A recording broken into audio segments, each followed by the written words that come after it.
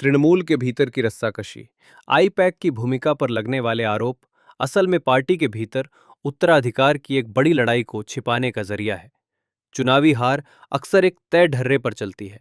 चुनौती देना, इनकार करना, भीतर से बिखराव और फिर हार को स्वीकार कर लेना। कोई भी कह सकता है कि तृणमूल कांग्रेस बिल्कुल इसी ढर्रे पर चल रही है, जहां शुरुआत में हार से इनकार और अकड़ दिखाने के बाद अब उसके नेताओं के बीच एक तरह का बिखराव शुरू हो गया है, जो आगे चलकर हार की स्वीकारोक्ति में बदल सकता है। हालांकि तृणमूल और पश्चिम बंगाल के इस खास मामले में ये ढर्रा थोड़ा बदल गया है। ऐसा राजनीतिक रणनीति बनाने वाली company Indian political action committee IUPAC की मौजूदगी और 2026 के विधानसभा चुनावों में पार्टी को मिली करारी हार के लिए उसी के सिर ठीकरा फोड़े जाने के कारण हुआ है। पार्टी कार्यकर्ताओं को किनारे करना पश्चिम बंगाल के हालिया विधानसभा चुनावों में तृणमूल की हार के बाद लोकसभा में पार्टी के नवनियुक्त मुख्य सचेतक कल्याण बनर्जी सबसे पहले खुलकर सामने आए। उन्होंने बताया कि कैसे आईपैक ने पार्टी के जमीनी कार्यकर्ताओं की जगह ले ली और पूर्व मुख्यमंत्री ममता बनर्जी के भतीजे व लोकसभा सांसद अभिषेक बनर्जी के नियंत्रण में काम करते हुए पार्टी को जनता से पूरी तरह काट दिया। इसके बाद आवाज उठाने वाली अगली नेता लंबे समय से तृणमूल की सांसद रहीं डॉक्टर काकोली घोष दस्तीदार थीं, जिन्होंने हार के बाद बारासात के जिला अध्यक्ष पद से इस्तीफा दे दिया। गौर करने वाली बात यह है कि उन्होंने ये कदम तब उठाया जब मुख्य सचेतक के रूप में उनकी जगह कल्याण बनर्जी को नियुक्त कर दिया गया। उन्होंने भी कार्यकर्ताओं, खासकर उन पुराने और वरिष्ठ कार्यकर्ताओं को किनारे किए जाने की बात कही जो स्थापना के समय से ही पार्टी से जुड़े हुए थे।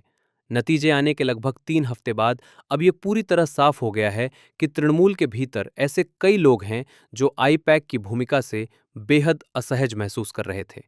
एक सलाहकार का एक अलिखित नियम होता है कि वो सिर्फ प्रोजेक्ट तक सीमित रहे, क्लाइंट के पास इस तरह आए कि उसका खुद का कोई निजी दांव ना लगा हो, क्या सही और क्या गलत हो रहा है इस पर एक निष्पक्ष नजरिया दे और कुछ समय के लिए सुझावों को लागू करने में मदद करे।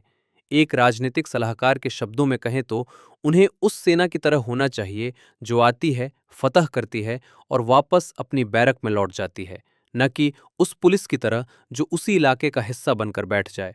हालांकि आईपैक तृणमूल के भीतर एक समानांतर ढांचा बन गया, जो 2021 के बाद भी पार्टी से जुड़े मामलों पर सलाह देता रहा, जबकि 2021 में उसने पहली बार इस पार्टी के लिए काम शुरू किया था। वे वहीं टिके रहे और पार्टी के ढांचे के भीतर पूरी तरह समा गए। इस बात को लेकर उन आम कार्यकर्ताओं और नेताओं में भारी नाराजगी थी जो अभिषेक बनर्जी के खेमे के नहीं थे। वे खुद को दरकिनार और अनसुना महसूस कर रहे थे, लेकिन ममता बनर्जी के वफादारों और तृणमूल पर नियंत्रण करने की अभिषेक बनर्जी की कोशिशों के बीच चल रही खींचतान में पड़ने से डरते थे। आई पैक के काम करने का तरीका बिल्कुल तहजीब वाला नहीं था। वे बहुत रूखेपन से बात करते थे। हमारे कार्यकर्ता नौकर नहीं हैं, हम उन्हें सैलरी नहीं देते। वे ममता दीदी और पार्टी के प्रति अपने प्यार की वजह से काम करते हैं। उन्होंने लोगों से खराब बर्ताव किया और उनका अहंकार इस हद तक बढ़ गया कि आखिरकार वे हमसे भी बदतमीजी करने लगे। उन्हें लगता था कि वे प्रधानमंत्री से भी बड़े पद पर हैं। मुझे नहीं लगता कि आईपैक सीधे ममता बनर्जी के नियंत्रण में था, क्योंकि आईपैक एक अलग संस्था है, सुश्री दस्तीदार ने कहा। उत्तराधिकार का खेल, इस तरह आईपैक पर होने वाले ये हमले और ममता बनर्जी का इससे दूरी बना लेना असल में तृणमूल के पुराने दिग्गजों और अभिषेक बनर्जी द्वारा पार्टी की कमान संभालने की कोशिशों के बीच की लड़ाई को दिखाता है। इन आरोपों पर ममता बनर्जी की चुप्पी तृणमूल के भीतर चल रही इस रस्साकशी की कहानी खुद बयां करती है। कल्याण बनर्जी और काकोली घोष दस्तेदार ममता बनर्जी के तब के पुराने वफादार हैं जब उन्होंने पश्चिम बंगाल की राजनीति पर वाम मोर्चा के पूर्ण दबदबे के दौर में पहली बार तृणमूल का गठन किया था।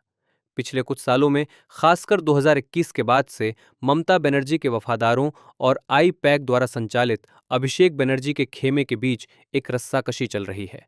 नेताओं और कार्यकर्ताओं से सांगठनिक वफादारी हासिल करने के लिए जिस कड़े और थका देने वाले परिश्रम की जरूरत होती है, उसे इस राजनीतिक कंसल्टेंसी फर्म के जरिए दरकिनार कर दिया गया था। ऐसा होना कोई चौंकाने वाली बात नहीं है, लेकिन इस बात को समस्या के रूप में देखने के लिए चुनाव में हार का इंतजार करना पड़ा, ये जरूर हैरान करता है। इसके पीछे संभवतः वफादारी के पेच, नए अवसरों की तलाश और विसल ब्लोअर बनकर इसकी कीमत चुकाने की हिचकिचाहट रही होगी। अब जब चुनाव खत्म हो चुके हैं तो नुकसान का हिसाब लगाया जा रहा है। और इससे भी महत्वपूर्ण बात यह है कि आईपैक पर हमले के जरिए तृणमूल कांग्रेस अब पार्टी के भीतर ज्यादा गंभीर मसलों का पहचान कर रही है। और वो मुद्दा है नेतृत्व और उसकी वैधता को लेकर चल रही उत्तराधिकार की जंग।